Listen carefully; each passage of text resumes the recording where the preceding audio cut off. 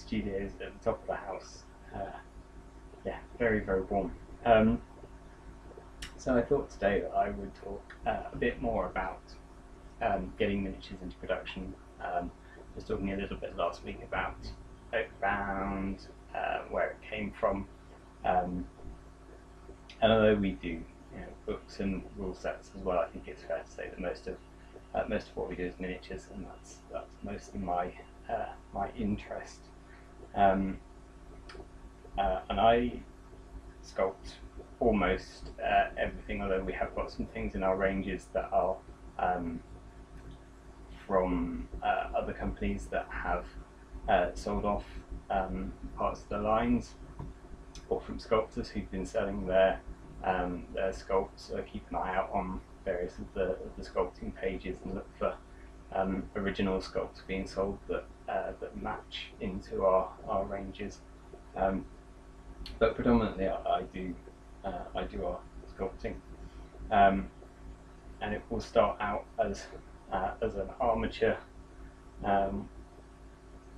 with some putty on it. Let me show you this one because it's quite strange.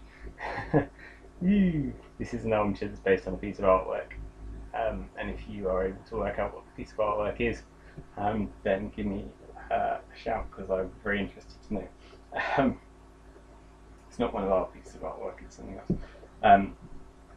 And there are, of course, considerations with sculpting miniatures. I work in epoxy putty, and I try and make everything a single piece miniature if I can. A lot of companies, you'll find they have separate arms, separate hands, separate heads, sometimes so that you've got some modularity in the figure, sometimes because the pose is too dynamic to put into a mould. I'll show you a mould in a minute, and that will sort of show you what is and what isn't possible going into a mould. Now, having had experience prop making and making silicone moulds for that, I've got a bit of experience what works and what doesn't work, but a spin cast metal mould is still something that's slightly different, so I have to work with the casters to try and work out what is and isn't possible, but I try and make as much as I can in a single piece casting, because I find that if you're handling these models on the tabletop, you don't want lots of pieces. They can fall apart too easily, drop arms off, drop heads off, especially if they've got very fine points of contact like wrists. I really hate like separate hands on models. So wherever possible, I try and do stuff as a single piece casting. When that's done in epoxy, I send that off or take that up to generally to Chris, Macrocosm up in Tewkesbury, for moulding, and he will use his expert mould making skills. This actually isn't a Macrocosm mould. This is a mould that I got done from Griffin. This is one of my earlier moulds, which is why I have it here. It's not currently being cast up and in production, but you can see there you go. That's all the figures there in a master mould, and this is grey silicon here. It's good for master mould, holds the detail really nicely. It has a lower vulcanizing point than the black rubber, so it's less aggressive on the dreams on the original sculpts. But because it's softer, it tears easier, so you don't get quite so many casts out of it. So it's good for master molds, which is the first moulding of a figure. You may only get 50 casts out of it. So once we've got one of these, then we can check the masters for faults, to make sure that they're fine for spinning up. I'll then generally get a couple of those sets in, paint them up. We tend to release stuff via Kickstarter because it does a lot of the publicity for us. It's much easier for people to find us on Kickstarter than it is to just find releases on the internet, although obviously we'll put stuff out on Facebook as well. But with Kickstarter, we can say we know what the cost of this master mold is. We know what the cost of a production mold will be, so we know what our overheads are. And yes, okay, we're not making as much profit on a Kickstarter as we would do if we were just able to release the miniatures and sell those. But at least we're making sure that we've got the amount coming in that we need to clear the molds. And as I think Kickstarter is good at publicising, at promoting, at providing an audience for those models. And I'll typically do a production mold's worth of miniatures in a Kickstarter. So that's usually between about 12 and 20 models. Sometimes I've done more, sometimes I've done much less, but it works best to have that full master mold's worth and then as many production molds as are needed. Now the production molds you can lay out however you want, depending on how many of each you need. If you're doing, if you've got one figure and you're selling it individually, you may want 20 of those in one production mold, so that with every spin of it you're getting 20 casts of that model. I tend to sell stuff in sets, either of 3 or a boxed set, which will be the entire contents of the production mold, so that we're getting the maximum value out. We're not having figures that are left hanging around out of a production mold. Of course, if you spun a production mold of 20 figures and then you sell 10 of them, you've got 10 wasted casts kicking around. Whereas if you spin 10 sets and you sell 10 sets, that's yeah, you're maximising the use of the figures that's mod. So I do tend to go for that, but there are considerations to bear in mind. Like if you've got really big items and really small items, it's better to have items of one size in one production mold, because otherwise the spin pressure isn't even. You end up either having to put more. This is all casting stuff, which I'm not the best expert to explain, but if you've got a lot of force to spin into large volume models, that will lead to excessive pressure in smaller cavities, which gives you a more pronounced mold line around the small items. And sometimes if in reverse you try and minimise the mold lines on small items, then the big items don't fill sufficiently. So you need to have similar sized items in one production mold.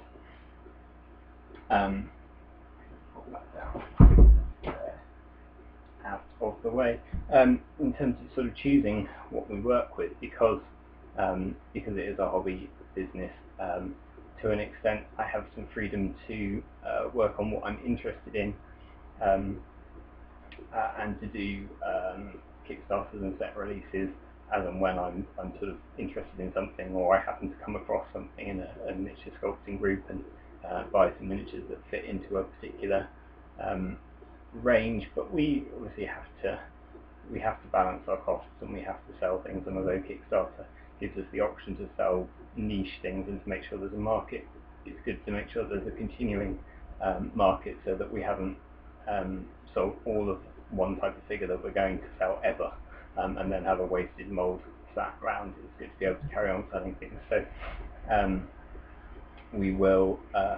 I will generally try and balance doing the niche things that I want to do with doing things that will have a bit more of a resale value, and will be usable for people who aren't just playing our games, because I know that not everyone is going to want to buy Oakbound miniatures for playing Oakbound games.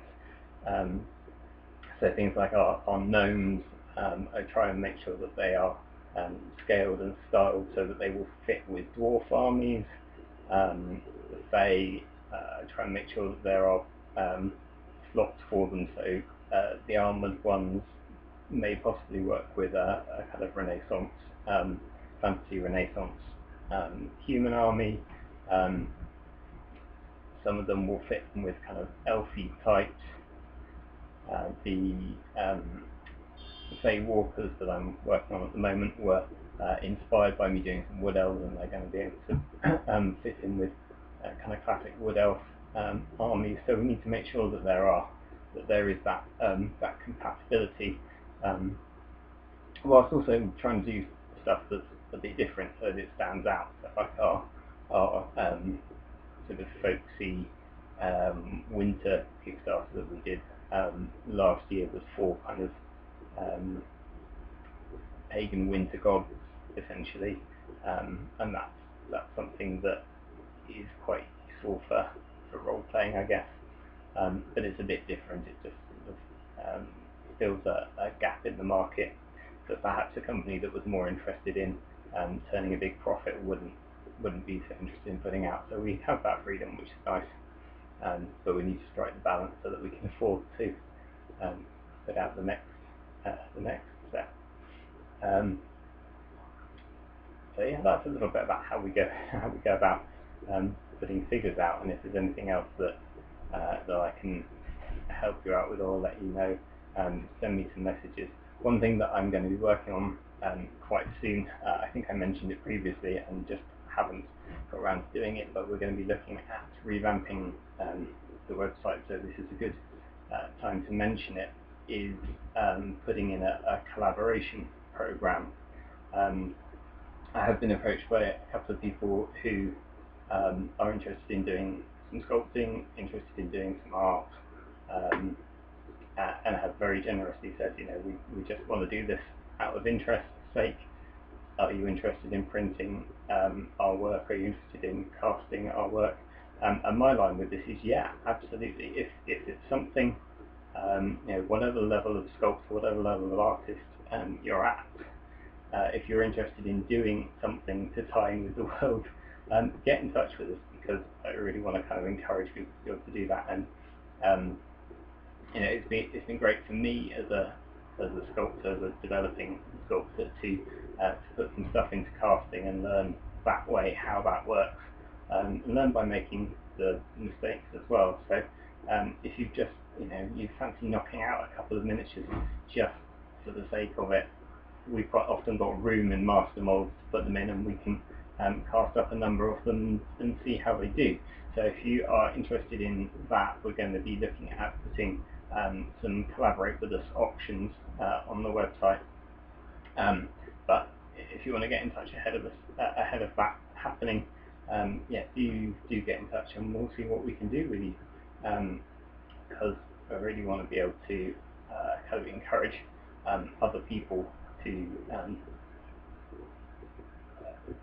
take steps. You know, if you're, it's very hard to make a living as a professional sculptor or professional artist. We know that this is the case. But if we can help facilitate small steps, little bits done, then yeah, do get in touch. We are also open for commissions. We've got a few things running at the moment. I'm doing some trees. There we go. I showed you some model trees a while ago. These are some new trees. That's a commission. Actually, there you go. That's Sculpting Commission. So I'm available for the Sculpting Commissions. I'm available for terrain commissions. And yeah, if you fancy working together on a project, just get in touch, because we can always look at scheduling something in, and love working with other people. But I hope that's been a bit informative. Maybe showed you some things you didn't know about the industry so far. I don't know. I'm hoping it will cool down a bit, and I'll be able to do something for you next week when I'm not dripping. So take care, and I shall see you next week.